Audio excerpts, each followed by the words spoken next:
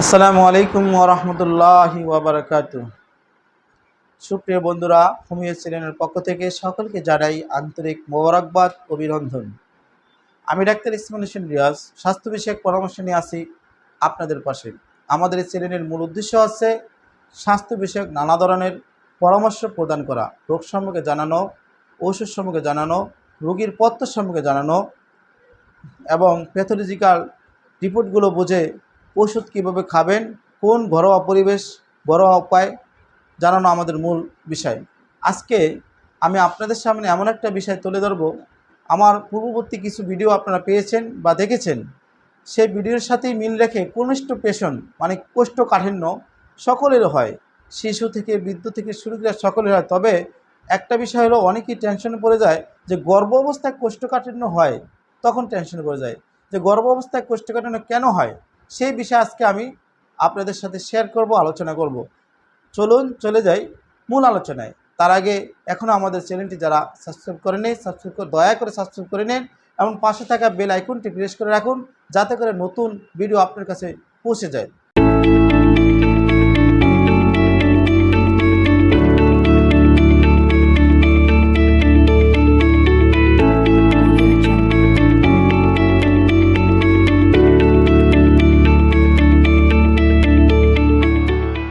গর্ভ অবস্থায় কোষ্ঠকাঠিন্য কেন হয়?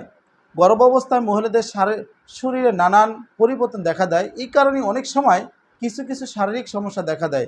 গর্ভবতী মহিলাদের মধ্যে একটি হলো কোষ্ঠকাঠিন্য, মানে পায়খানা কষা, কনস্টিপেশন যাকে বলা হয় আমরা।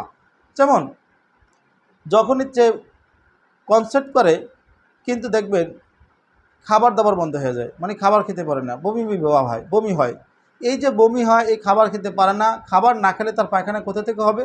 এই জন্য উচিত হলো আমাদের গর্ভবতী মাদেরকে আমি বলবো, বোনদেরকে আমি বলবো যে আপনারা যারা কনসেপ্ট হবেন, গর্ভবতী হবেন, খাবার খেতে পারেন না, যখনই আপনার বমি হবে, বমির শেষে আবার কুলি করবেন, কুলি করার পরে আবার লাগলে খাবেন, মানে বারবার খাওয়ার চেষ্টা করবেন। যদি আপনি বারবার খান, এতে কি হবে? আপনার পেটে যাবে, আজ জাতীয় খাবারগুলো বেশি পরিমাণ খাবেন, সরকার জাতীয় পরিমাণগুলো বেশি পরিমাণে খাবেন।